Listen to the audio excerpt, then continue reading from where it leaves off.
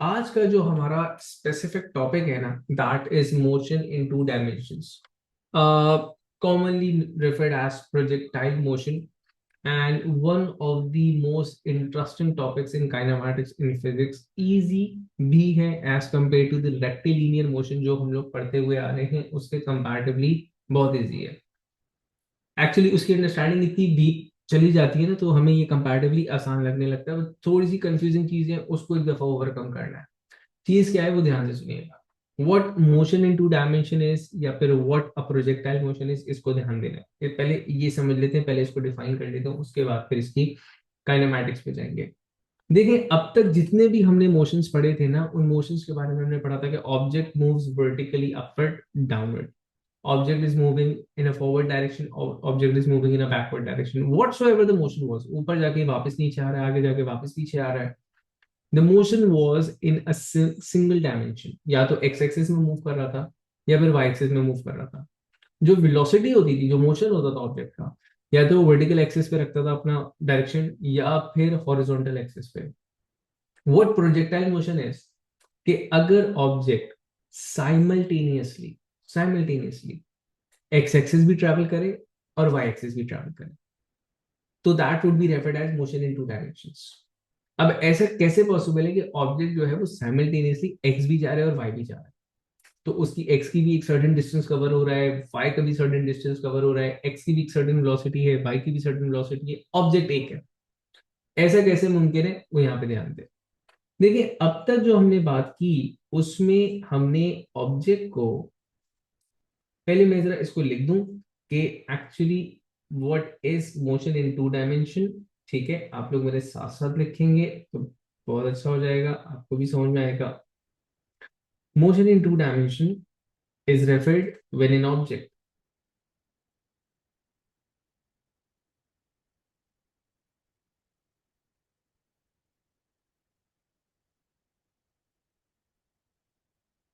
When an object is launched. जो word इस्तेमाल होंगे, टर्म्स, वो मैं लिख रहा हूं यहाँ पे. या फिर projected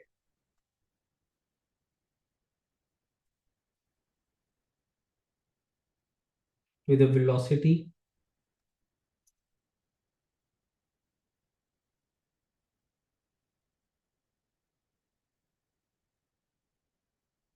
at a certain angle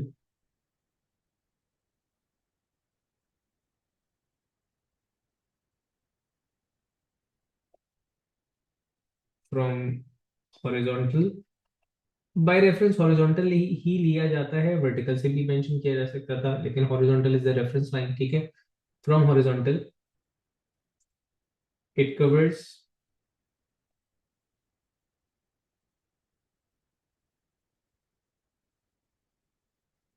horizontal and vertical motion,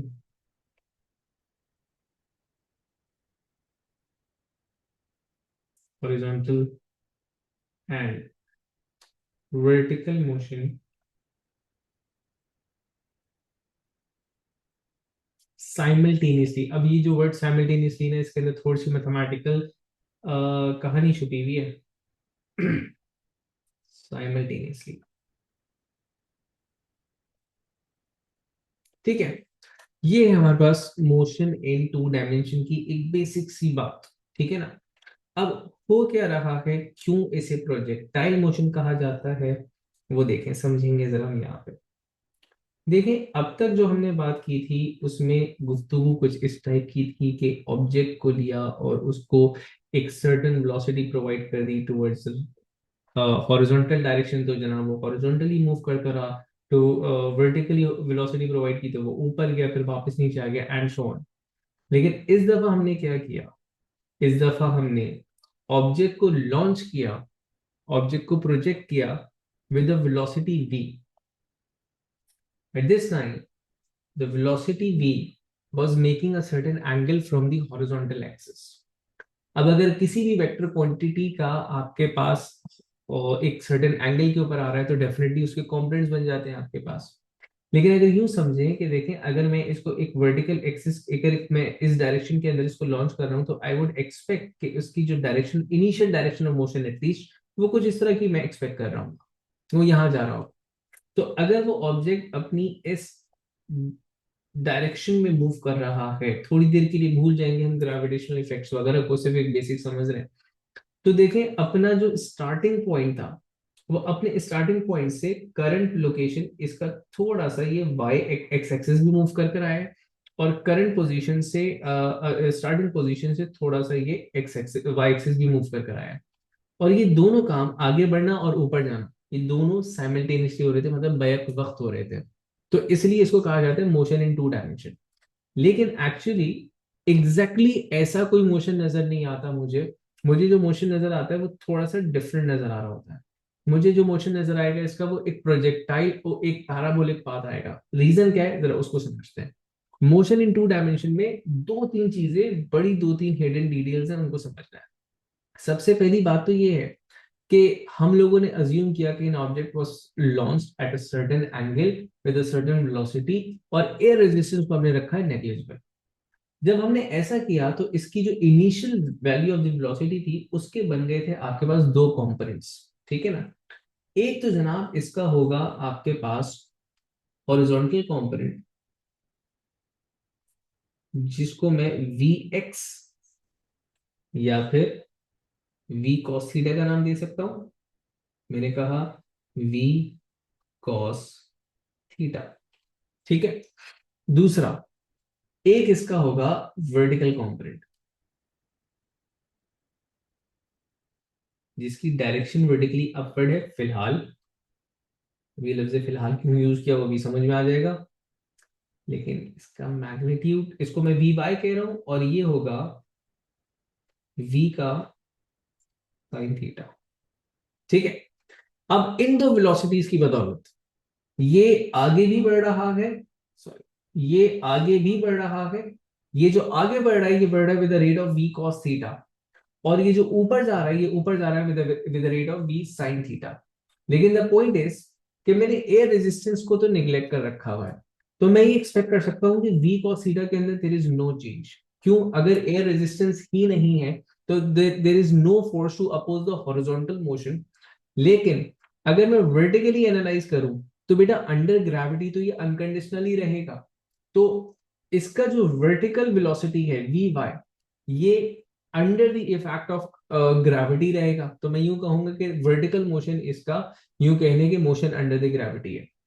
तो प्रोजेक्टाइल मोशन जो मैंने बोला, एक खास बात सिर्फ ये नहीं है कि ऑब्जेक्ट दो डायमेंशन में जो है ना वो मोशन परफॉर्म कर रहा है। खास बात ये है कि ऑब्जेक्ट दो टाइप ऑफ मोशन परफॉर्म कर रहा है। ऑब्जेक्ट एक साथ हॉरिजॉन्टल डायमेंशन में मोशन परफॉर्म कर रहा है, एक साथ और साइमल्टेनियसली वर्टिकल डायमेंशन में परफॉर्म कर रहा है मोशन। जो हॉरिजॉन्टल मोशन है, that is an example of a uniform motion. जो वर्टिकल मोशन है, that is an example of a motion under gravity. अब सिंस मैंने कहा था कि मेरे पास there is no horizontal force, तो horizontal component of the velocity को मैं चेंज होता हुआ एक्सपेक्ट नहीं कर रहा। तो मेरे पास जो horizontal component of the velocity है, हम ये एक्सपेक्ट करेंगे कि ये horizontal component of the velocity through out the motion एक कांस्टेंट वैल्यू रखेगा। जो वैल्यू इसकी वी एक्स थी ना यहाँ पे, इसकी वैल्यू वही रहेगी। मतलब, अच्छा जी, थोड़ी सी गड़बड़ हो गई। मैंने कहा this was the horizontal component, and at every stage of the motion, ये जो आपके पास वैल्यू है,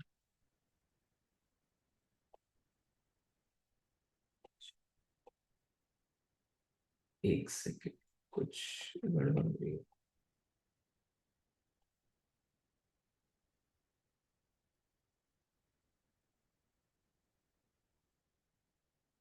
चलिए जी।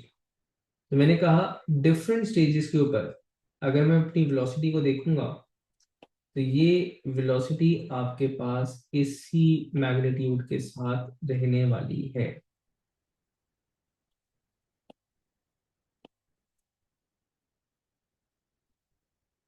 ठीक है जी। मैं, ये मेरा एक टूल पता नहीं क्यों आज काम नहीं कर रहा।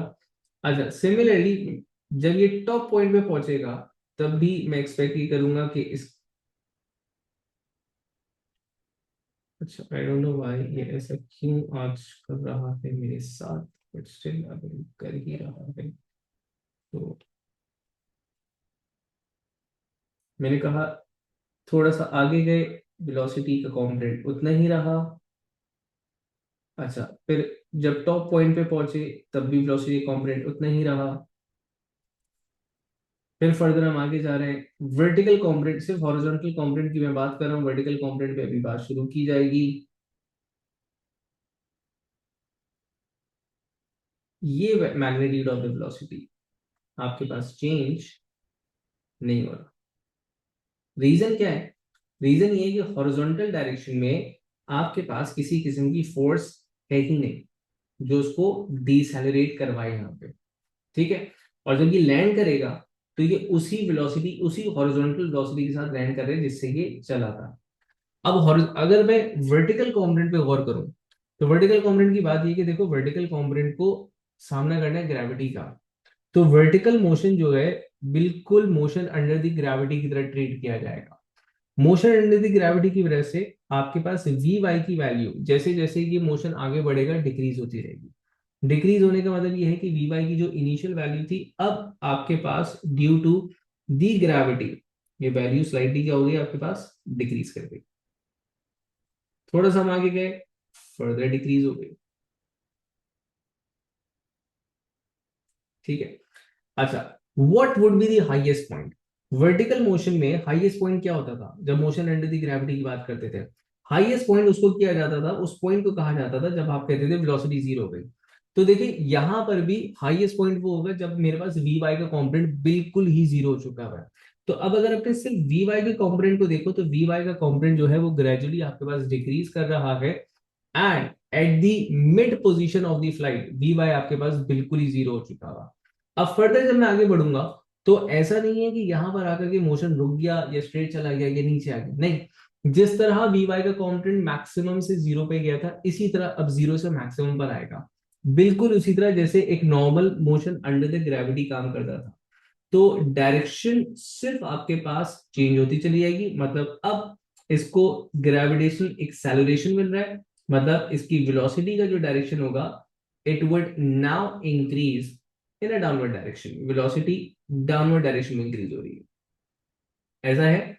तो जिस जिस पैटर्न से ये डिक्रीज होता जा रहा था उसी पैटर्न से बेटा ये इंक्रीज होता चला जा रहा है। This is what referred as second height of the second half of the flight. Final velocity इसकी बिल्कुल वही होगी जो कि आपके पास इनिशियल था, ठीक है ना। सिंस आपके पास एक कंपोनेंट है फिक्स, दूसरा कंपोनेंट कंटिन्यूअसली चेंज हो रहा है, जिसकी वजह से जो रिजल्टेंट आपके पास मैग्नीट्यूड था अगर उसको देखो तो वो आपके पास कंटिन्यूअसली चेंज होता चला जाएगा। अच्छा, अब रिजल्टेंट मैं थोड़ा सा रफली यहाँ पे बना रहा हूँ, एग्जैक्ट डेफिनेटली मेरे एक सिमेट्रिक डायग्राम नहीं बन पाएगा। तो इस वक्त रिजल्टेंट कुछ यहां हो गया था, स्लाइटली एंगल चेंज, ठीक है। अच्छा, फिर आपके पास रिजल्टेंट कुछ यूं हो चुका हुआ था। रिजल्टेंट का ना सिर्फ डायरेक्शन चेंज हो रहा है, रिजल्टेंट का मैग्नीट्यूड भी चेंज हो रहा है। अब वी वाई के चेंज होने की वजह से रिजल्टेंट का मैग्नीट्यूड चेंज होना, तो इसका मतलब ये है कि आपका जो जो ऑब्जेक्ट था वो एक पैराबोलिक पाथ लेते हुए ऊपर गया एंड वो पैराबोलिक पाथ लेते हुए नीचे आया। This complete trajectory, this complete motion is referred as motion in two dimension. एक दफा इसको समराइज करता हूं दोबारा से।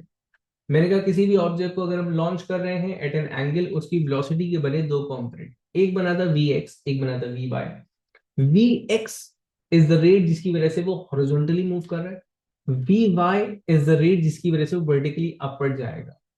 अब वी एक्स जितना ज्यादा होगा उतना वो आगे जा रहा है, वी वाई जितना ज्यादा होगा उतना वो ऊपर जा रहा है ना। हम सिंस एयर रेजिस्टेंस को निग्लेक्ट करके चल रहे होते हैं तो यहाँ पे हमने एक्सपेक्ट किया कि वी एक्स जो है वो हमारे पास कांस्टेंट रहा थ्रू आउट द फ्लाइट। तो वी एक्स ना चेंज हुआ और वी वाई जो है वो आपके पास अंडर द ग्रेविटी होने की वजह से due to the gravitational effects पहले फ्रॉम इनिशियल पॉइंट जहां से हमने लॉन्च किया था वहां से मैक्सिमम हाइट तक वो डिक्रीज हुआ, मैक्सिमम हाइट से वापस आते हुए वो अकॉर्डिंग टू 9.81 के रेट वो इंक्रीज होता चला गया। जो रिजल्टेंट वेलोसिटी थी उसकी वजह से जो आपके पास डायरेक्शन बनी वो बनी एक पैराबोलिक पाथ। इसे हम ट्रेजेक्टरी भी बोलते हैं, इसे हम फ्लाइट भी बोलते हैं। Complete flight is the point कि आपने जिस हॉरिजॉन्टल ग्राउंड से लेवल से फेंका था उसी हॉरिजॉन्टल लेवल पे ये वापस आया। What is a half flight? Half flight is the point जब उसका वर्टिकल कंपोनेंट एग्जैक्टली जीरो हो चुका हुआ। तो ये वो पॉइंट है जहां पे जो रिजल्टेंट वेलोसिटी है वो एक्चुअली वी एक्स के बराबर है, और वी वाई जो है वो आपके पास जीरो हो चुका हुआ है। वी वाई जीरो हो चुका हुआ था। इस पॉइंट के बियॉन्ड वी वाई इंक्रीज होगा in the negative direction and object वापस नीचे आना शुरू होगा। अब इसमें कुछ इंपॉर्टेंट टर्मिनोलॉजीज ये है कि दी horizontal distance covered by an object moving in a uniform in a projectile, जो मैक्सिमम हॉरिजॉन्टल डिस्टेंस होता है उसे हम नाम देते हैं रेंज का, यूजली रेफर्ड एज एक्स। ठीक है, आप डिफरेंट नेम देख सकते हो। ठीक है, जो मैक्सिमम वर्टिकल डिस्प्लेसमेंट कवर्ड होता है डेफिनेटली हम उसे हाइट का नाम दे देंगे। तो vertical displacement from the launch point हमने देखा, तो मैक्सिमम वर्टिकल डिस्टेंस का ये था। ठीक है, this is the maximum.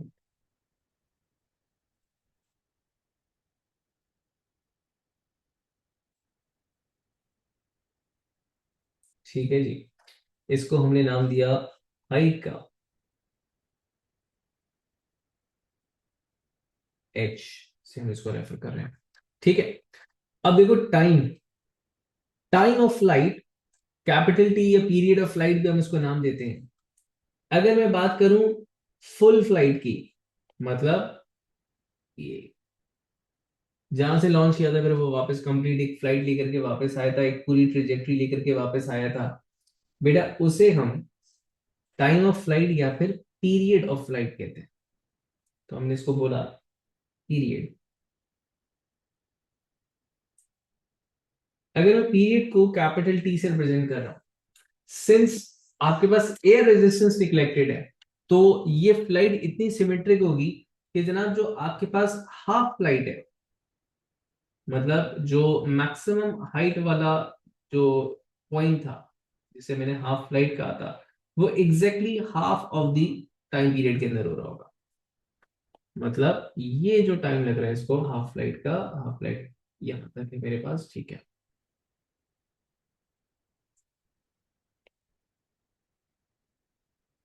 This time. ठीक है, ये हाफ फ्लाइट है, this would be exactly the half of the total time. सिर्फ ये समझाने के लिए कि इट्स अ सिमेट्रिक मोशन। ठीक है, नाउ द पॉइंट इज कि हम इसको, इसकी मैथमेटिक्स इस तरह लेकर के चलेंगे। अब मैथमेटिक्स हम इस तरह लेकर के चल रहे हैं, पहले इसके बारे में चंद बातें आप लिख देंगे। ठीक है ना, मेरे साथ साथ कुछ इंपॉर्टेंट पॉइंट्स हैं इसके, पहले वो लिख लेते हैं और उसके बाद फिर इसकी मैथमेटिक्स देखें। हमने इंपॉर्टेंट पॉइंट्स क्या लिखे? An object performing a motion in two dimension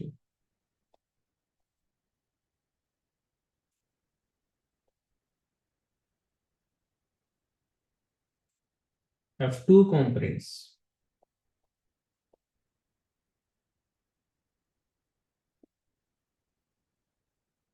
of its velocity। वो टू कंपोनेंट्स कौन से हैं? vx and vy। ठीक है, नेक्स्ट पॉइंट और इम्पोर्टेंट पॉइंट है सिंस। ये रीजनिंग के अंदर पूछता है ये वाला पॉइंट कि जनाब वी वाई क्यों चेंज नहीं हो रहा था। ठीक है, since air resistance is neglected, since air resistance is neglected,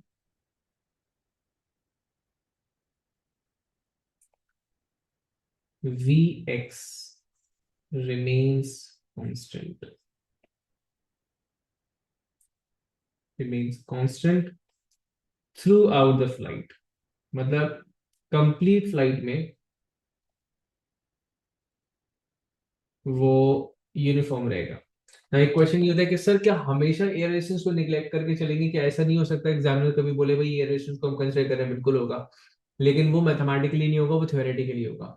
graph के पॉइंट ऑफ व्यू से पूछ सकता है, प्रोजेक्ट फ्लाइट की पाथ के हिसाब से डायग्राम के अंदर पूछ सकता है, थ्योरेटिकली पूछ सकता है, हमसे पाथ बनवाता है कि जनाब अगर एयर रेजिस्टेंस को निगलेक्ट करके ऐसा पाथ बन रहा था, बताओ एयर रेजिस्टेंस को अगर कंसिडर कर लिया तो अब क्या पाथ बनेगा। तो थ्योरेटिकली डायग्राम के हिसाब से पूछ सकता है, लेकिन मैथमेटिकली वो कभी भी नहीं पूछेगा। क्यों? क्योंकि नॉन यूनिफॉर्म एक्सेलरेशन हो जाती है, एंड हम पढ़ चुके हैं कि नॉन यूनिफॉर्म एक्सेलरेशन की कैलकुलेशन हम लोग यहाँ पे नहीं कर रहे। ठीक है ना। तो ये तो बात हो गई वीएक्स के रिलेटेड। अब वी वाई के रिलेटेड बात करेंगे। हम कहेंगे V Y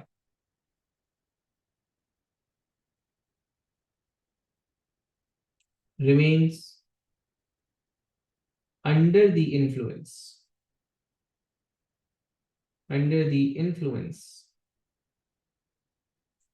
of gravity,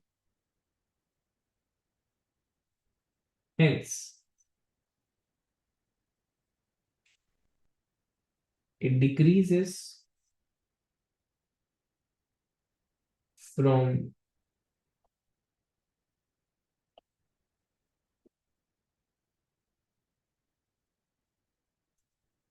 maximum to zero in the first half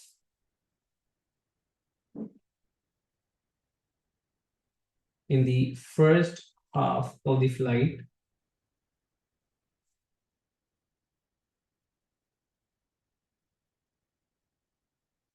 and increases from zero to maximum। अच्छा सेम मैक्सिमम वैल्यू, ठीक है, सिमेट्रिक है ना, maximum in the second.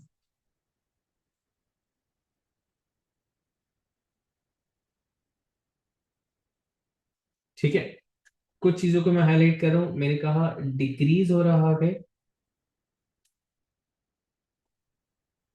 from maximum to zero in the first half,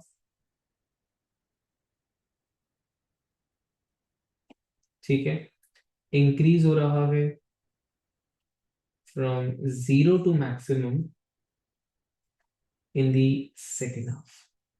ठीक है, ये important बातें हम लोगों ने कर ली हैं हाईलाइट। ठीक है, तो अब एक इंपॉर्टेंट बात जो मैं यहाँ पे ऐड करना चाह रहा था, मैं उसको अलग से लिख देता हूं। मैं ये कह देता हूं कि जनाब ये ऑब्जेक्ट ना सिर्फ दो डायमेंशंस में मोशन परफॉर्म कर रहा है, ये दो टाइप के मोशन परफॉर्म कर रहा है। इसका हॉरिजॉन्टल मोशन है यूनिफॉर्म, एंड इसका vertical motion is motion under the gravity. ठीक है, अलग से लिख ही देते हैं ये बात। एक्चुअली कैलकुलेशन के अंदर थोड़ा सा हमें हेल्प आउट करती है अंडरस्टैंडिंग का पॉइंट ऑफ व्यू से। ठीक है, तो हम लिखेंगे the horizontal motion, the horizontal motion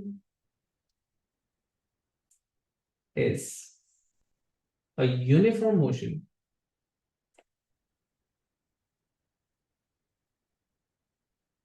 ठीक है। दूसरा पॉइंट द वर्टिकल मोशन। अगर बेटा इस बात को समझ गए तो कुछ बचा ही नहीं है कैलकुलेशन के अंदर। ठीक है, vertical motion is motion under gravity.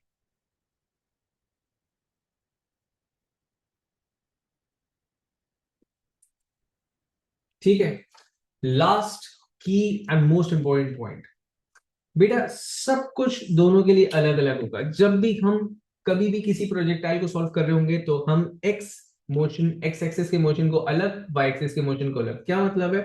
देखो अगर मैं हाइट की बात कर रहा हूं, if I am suppose to calculate the height, तो उसमें वी एक्स का कोई रोल नहीं है, तो I be only considering V Y की वैल्यूज। अगर मैं वी वाई की वैल्यूज कंसिडर कर रहा हूं तो इसका मतलब है कि मैं I be solving motion under the gravity to calculate the height. लेकिन अगर मैं हॉरिजॉन्टल रेंज की बात कर रहा हूं तो इसका मतलब ये है कि हॉरिजॉन्टल रेंज कितना गया था, that was response only V X was responsible for that. तो यहाँ पे आप वी वाई नहीं देखोगे। अब सिंस वी एक्स को देख रहे हो तो V X is a uniform motion, तो यूनिफॉर्म मोशन को आप किस तरह डील कर रहे थे, यूनिफॉर्म मोशन को आप डील करते हो V is to S over T से, दैट्स इट। ठीक है। Time is the only factor which remain same for both the quantities. Time, क्योंकि मैंने क्या कहा था साइमल्टेनियस, वर्ड साइमल्टेनियस के अंदर मैंने कहा था एक खास इफेक्ट है। देखो जितनी देर के अंदर ये यहां आया था, इतनी देर में ये आगे भी गया ऊपर भी गया। दोनों की काइनेमैटिक्स अलग अलग है। ये मोशन अंडर द ग्रेविटी है, ये मोशन यूनिफॉर्म मोशन है। लेकिन time is the only quantity जो दोनों के लिए सेम था, साइमल्टेनियसली परफॉर्म हो रही थी ये चीज। तो मैंने कहा, हमने एक इंपॉर्टेंट पॉइंट लिखा, time is the only factor, या फिर time is the only quantity, time is the only quantity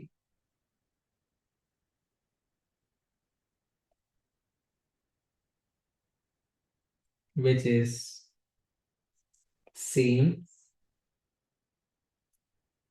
for both motion, for both the motions. Now, अब इसकी मैथमेटिक्स की तरफ आ जाते हैं। इसकी मैथमेटिक्स किस तरह ट्रीट कर रहे होंगे, ये तो हो गई इसकी काइनेमैटिक्स की डिटेल्स। तो मैंने क्या कहा था कि हम कभी भी इसको साइमल्टेनियसली एक साथ सॉल्व नहीं कर सकते कि जी हॉरिजॉन्टल वर्टिकल एक साथ सॉल्व कर दिया। कुछ पॉइंट्स पर आकर के टाइम को लेकर के सॉल्व करेंगे, लेकिन वो बहुत स्पेसिफिक केसेस हैं, वो भी बहुत प्रैक्टिस के बाद में समझाऊंगा। हम horizontal separate and vertical separate treat करेंगे। ठीक है। तो अगर मुझे हॉरिजॉन्टल मोशन ट्रीट करना है तो पहले ये देखना होगा कि हॉरिजॉन्टल मोशन है क्या। अगर मैं हॉरिजॉन्टल, क्या मतलब है हॉरिजॉन्टल मोशन ट्रीट करना, मतलब ये है हॉरिजॉन्टल वेलोसिटी का मैग्नीट्यूड कैलकुलेट करना, हॉरिजॉन्टल डिस्टेंस कवर्ड या डिस्प्लेसमेंट कवर्ड निकालना। ठीक है ना, this is what horizontal motion means. ठीक है, the quantities which are at the horizontal axis उनको निकालना। ठीक है। तो since horizontal motion is a uniform motion, तो यूनिफॉर्म मोशन के लिए तो आपके पास एक ही फॉर्मूला बचता है। आप लिखोगे जनाब वी एक्स बराबर होगा एक्स ओवर टी। अगर मैं कंप्लीट फ्लाइट की बात कर रहा हूँ, एक्स वॉज द रेंज, और V X since V cos theta है, तो मैं ये लिख सकता हूँ V cos theta is equal to X over T. बस एक ही फॉर्मूला, क्योंकि हॉरिजॉन्टली यूनिफॉर्म, यूनिफॉर्म को हम इसी तरह सॉल्व कर सकते हैं।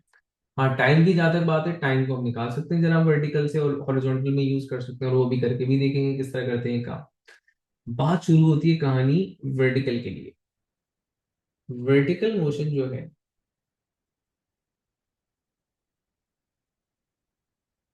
उसके बारे में थोड़ी सी अपनी मैथमेटिकल ईज के लिए इसको एक्सपेंड कर रहा हूँ, वरना बस इतना कह देना काफी, वही अंडर द ग्रेविटी है। लेकिन मैथमेटिकल ईज बनाने के लिए कुछ चीजें समझिएगा। वर्टिकल मोशन देखें तो मैंने क्या कहा था, vertical motion is motion under gravity. अब मोशन अंडर ग्रेविटी मतलब ऊपर जाएगा नीचे आएगा, तो आपको याद होगा कि जब हम मोशन अंडर द ग्रेविटी पढ़ रहे थे तो हमने कहा था अगर एक ऑब्जेक्ट ऊपर जाता है फिर वापस पलट के नीचे आता है, तो ऊपर जाने वाले को सेपरेट सॉल्व करना, नीचे आने वाले को सेपरेट सॉल्व करना, मतलब मैं first half of the flight को अलग सॉल्व करता हूँ, second half of the flight को अलग सॉल्व करूंगा। ठीक है। कैसे कर रहा हूँ, ध्यान से समझे। अगर मैं बात करूं for the first half,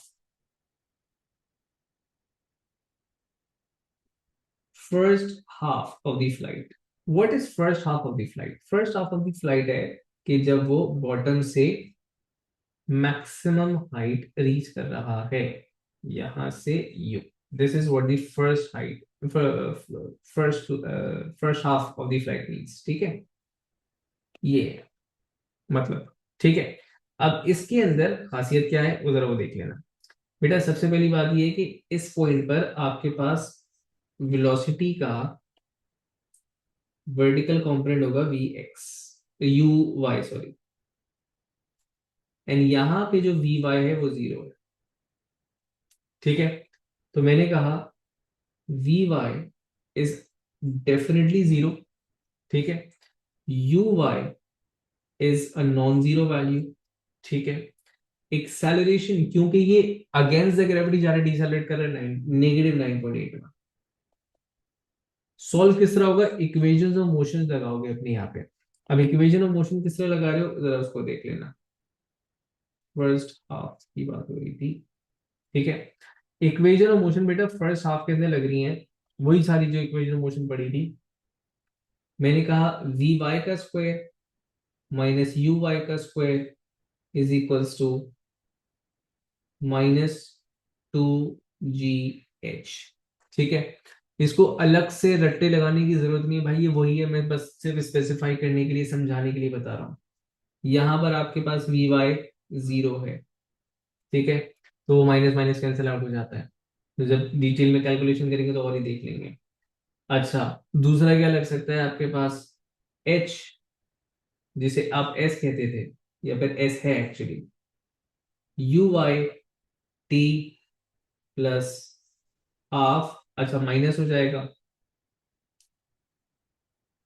-12 GT square, ठीक है।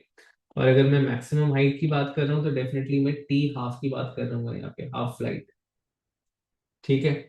तीसरा क्या लग सकता है, V Y is equals to U Y minus GT, again ये पूरा जीरो है तुम्हारे पास, ठीक है।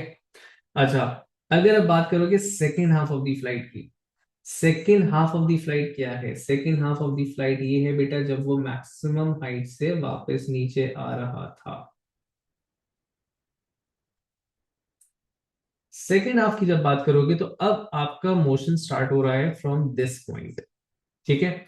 यहां पर आपके पास इनिशियल वर्टिकल जीरो है और फाइनल वर्टिकल मैक्सिमम, ठीक है। तो हम यहां से स्टार्ट कर रहे हैं अपने मोशन को, इससे पहले क्या था उसको हम ट्रीट नहीं कर रहे हैं, मैंने मोशन यहां से स्टार्ट किया, ठीक है।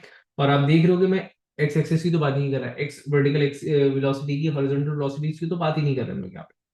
तो मैंने कहा अगर सेकंड हाफ को ट्रीट कर रहे हो तो आप ये बोलोगे जनाब यू वाई आपके पास जीरो है और वी वाई आपके पास नॉन जीरो होगा, कुछ भी जो भी फाइनल वेलोसिटी जिससे वो जाकर के हिट करेगा।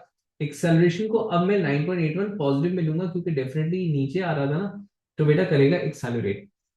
अब ये सारे फॉर्मूलाज आपके पास एज इट इज वही बन जाएंगे। फर्क क्या है आपके पास, आपने बोला वी वाई का स्क्वायर माइनस यू वाई का square is equal to 2GH, negative में लिखने की अब जरूरत नहीं है क्योंकि एक्सेलरेट कर रहा है, बस फर्क ये है कि यहाँ पे ये पूरा फैक्टर आपके पास जीरो हो चुका हुआ था, ठीक है। h is U T plus half D square as it is आपके पास लग रहा है, बस प्लस आ जाएगा, तो मैं लिख देता हूँ, चलिए इसको भी। बल्कि इसमें एक मजेदार चीज ये है कि इसमें तो यूटी पूरा जीरो हो रहा है, तो h is U Y T plus half GT square. तो सिंस यू वाई जीरो है ना, तो ये पूरा क्या होगा आपके पास, जीरो। थर्ड इक्वेशन, आपने कहा V Y is equal to U Y, अच्छा स्क्वायर नहीं लगाना था यहाँ पे,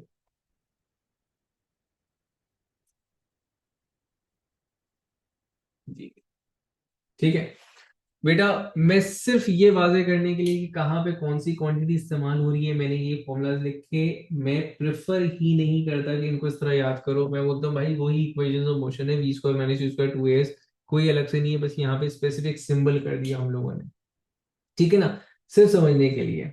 चल, अब आखिरी चीज आज की ये देखते हैं कि एक एक्स की एग्जांपल सॉल्व करते हैं और फिर इसको कंटिन्यू करेंगे नेक्स्ट क्लास के अंदर। देखो, हमने क्या कहा, मैंने कहा कि जब भी हमारे पास एक मोशन इन टू डायमेंशन आएगा, एक्स अलग सॉल्व होगा, वाई अलग सॉल्व होगा।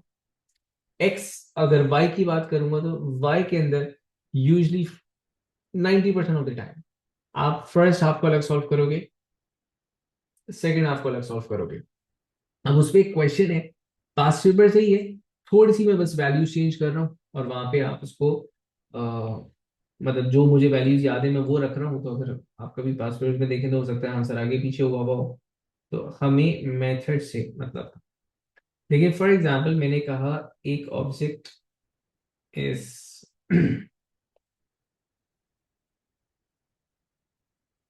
थ्रोन और लॉन्च्ड, कुछ भी कहें इसे आप, ठीक है, एक बॉल है and that ball is kicked यहां से, ठीक है, and it is kicked with a certain horizontal velocity, ठीक है, ये इसकी वेलोसिटी थी v, इससे इसको थ्रो किया गया था, सही है। हमें ये इंफॉर्मेशन दी गई, मजीद का इंफॉर्मेशन दी गई, हमें ये बताया गया कि जनाब जो लॉन्चिंग पॉइंट था ना वो 1.25 मीटर्स हाइट रखता था, ठीक है, जो इसकी वर्टिकल हाइट थी दैट वाज 1.25 मीटर्स, ठीक है, और उसका जो रेंज था, हमने कहा कि ये एक पैराबोलिक पाथ बनाते हुए यहां पर आकर के गिरा है, ठीक है।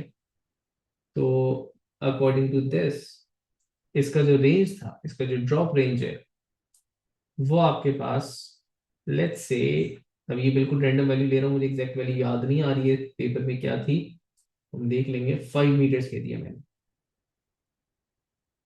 That was 5 metres. अब देखिए यहाँ पे कीवर्ड्स क्या है और आपने इससे क्या क्या समझा, मैंने कहा था ये 1.25 है, उसने कहा वी निकाल करके देता, ठीक है, वो यहाँ पे बोलता है कि v is parallel to the horizontal जो भी है डायमेंशन, ठीक है। अब मुझे ये पता है कि अगर मैंने इसको एक हाइट से फेंका है तो ये बिल्कुल एक सेकंड हाफ वाली एग्जांपल बन रही है मेरे पास, सेकेंड हाफ वाली एग्जांपल बन रही है, तो इसका मतलब ये है कि at the time of launch, जब मैंने इसको यहां से लॉन्च किया था, यहां पर इसके पास कोई वर्टिकल कंपोनेंट नहीं था, ठीक है, लेकिन जब ये फॉल करेगा यहां पर वर्टिकल कंपोनेंट होगा, नॉन जीरो। दूसरी बात ये है कि जो वी है, जो रिजल्टेंट वेलोसिटी इस इंस्टेंट के ऊपर है, वो एक्चुअली वी एक्स है, थोड़ा सा आगे बढ़कर के वी एक्स तो यही रहेगा, लेकिन वर्टिकल कंपोनेंट आने की वजह से रिजल्टेंट चेंज हो जाएगा, लेकिन उसने बोला भाई इनिशियल मुझे चाहिए, तो एक्चुअली मुझे क्या चाहिए, एक्चुअली मुझे चाहिए वी एक्स, ठीक है। अब मैं वी एक्स को सॉल्व करूंगा, सिंस वी एक्स आपके पास एक हॉरिजॉन्टल एक्सिस पे डायरेक्शन रखने वाली क्वांटिटी है, तो इसको मैं हॉरिजॉन्टल मोशन के हिसाब से सॉल्व करूंगा। बेटा हॉरिजॉन्टल मोशन है यूनिफॉर्म मोशन, और यूनिफॉर्म मोशन के लिए आपके पास एक ही फॉर्मूला है, that is x over T, ठीक है। X is the horizontal range जो कि आपको गिवन है 5 मीटर्स की, और टाइम आपके पास है नहीं ना, ये एक सवाल है। यहाँ पे वो चीज समझ में आ जाती है, यहाँ पे वो गहराई समझ में आएगी जो हमने बोला था भाई, टी जो है वो साइमल्टेनियस है, मतलब साइमल्टेनियसली दो डायमेंशन में हो रहा है। तो देखो जितनी देर में बेटा ये आगे की तरफ आया था, उतनी ही देर में ये नीचे भी आया था, तो क्यों ना मैं वर्टिकल मोशन से टाइम निकाल लूं कि इसको नीचे आने में कितना टाइम लगा था, ठीक है। तो अब मैं क्या करूंगा, I solve for time through a vertical motion, ठीक है। तो अब हम यहाँ पे क्या कर रहे हैं, सॉल्विंग फॉर टाइम, और क्योंकि एक्स में गुंजाइश नहीं थी, वर्टिकल हॉरिजॉन्टल में गुंजाइश नहीं थी, तो मैं वर्टिकल मोशन का सहारा ले रहा हूं। अगर आप वर्टिकल मोशन को देखो तो आपके पास द डिस्प्लेसमेंट जो कि वर्टिकली टोटल कवर हो रही है, दैट इज 1.25 मीटर्स, क्योंकि वो नीचे आ रहा है एक्सेलरेट करेगा, अलोंग दी ग्रेविटी चलता हुआ आ रहा था, तो एक्सेलरेशन हो जाएगी इसकी 9.81। मुझे चाहिए टाइम यहां पर, और मुझे एक इंफॉर्मेशन इजाफी ये पता है कि जनाब मेरे पास इनिशियल वर्टिकल वेलोसिटी 0 है, ठीक है। मैं कौन सा फॉर्मूला लगा सकता हूं यहाँ पे, मैं लगा रहा हूं यहाँ पे S is equal to U T plus half A T square. अब चेक कर रहे हो कि मैंने ऊपर जो लिखा था वो सिर्फ आप लोगों को समझाने के लिए था, मैं इसी तरह कर रहा हूँ, you T plus half A T square. बेटा मुझे इतना पता है कि ये पूरा फैक्टर जीरो होगा, क्यों जीरो होगा, क्योंकि इनिशियल वर्टिकल की अगर बात करूं तो इनिशियल वर्टिकल जीरो है मेरे पास, मेरे पास बचा डिस्टेंस, डिस्टेंस की वैल्यू अब मैं सिर्फ वर्टिकल लूंगा क्योंकि मैं वर्टिकल मोशन को सॉल्व कर रहा हूं, दैट वाज 1.25, ये मैंने कहा हाफ, यहाँ पे 9.81, यहां से मेरे पास टाइम की एक वैल्यू आएगी। आप लोग जल्दी से टाइम की मेरे साथ वैल्यू कैलकुलेट कर रहे हैं, मैं टाइम को पहले सब्जेक्ट बना लूं। बेटा मेरी एक आदत है कि मैं बहुत सिंप्लीफाई कर देता हूं पहले, और फिर आखिरी बस स्टेप में इसको कैलकुलेटर के अंदर पुट इन करता हूँ। रीजन ऐसा करने का जो मैं प्रेफर करता हूँ कि देखो, आप वन सिंगल स्टेप कैलकुलेटर के अंदर डालो ताकि आपके पास एरर चांसेस कम से कम हो। ठीक है।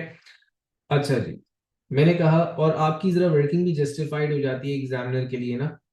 तो अच्छा जी, ये मेरे पास टाइम की वैल्यू हो रही 0.5। ठीक है। अब देखो 0.5 ये वो टाइम है जिसके अंदर ये नीचे भी आ रहा है और आगे भी बढ़ रहा है। एक्चुअली तो देखो, विजुअलाइज करना है 0.5 के टाइम में इसने ये वाला डिस्टेंस कवर किया था, तो कर्व का तो नीचे भी आया आगे भी बढ़ा। क्या इस टाइम को मैं हॉरिजॉन्टल मोशन में यूज कर सकता हूँ? यस। मैं अब यही टाइम यहां पे इस्तेमाल करूंगा। 5 मीटर्स का जो हॉरिजॉन्टल डिस्टेंस था वो भी 0.5 सेकेंड्स के अंदर कवर किया था। सो यहां से मेरे पास वी एक्स आती है, दैट इज 10 मीटर्स पर सेकेंड, और यही था इसका लॉन्चिंग वेलोसिटी। ठीक है। तो बेटा रियलाइज करो कि इंफॉर्मेशन कुछ भी नहीं था, दो, एक हाइट गिवन थी, एक हॉरिजॉन्टल डिस्टेंस गिवन था आपको, और आपने इतनी सारी कैलकुलेशन करके उसकी वेलोसिटी भी निकाली। So this is what projectile या this is what motion in two dimension is. हमने सिर्फ बेसिक्स देखे हैं आज मोशन इन टू डायमेंशन में, इसमें और बहुत सारी वेरिएशंस हैं क्वेश्चंस के पॉइंट ऑफ व्यू से। वो हम इंशाल्लाह कर रहे हैं कवर नेक्स्ट क्लास के अंदर। तो नेक्स्ट क्लास में हम यहीं से कंटिन्यू करेंगे।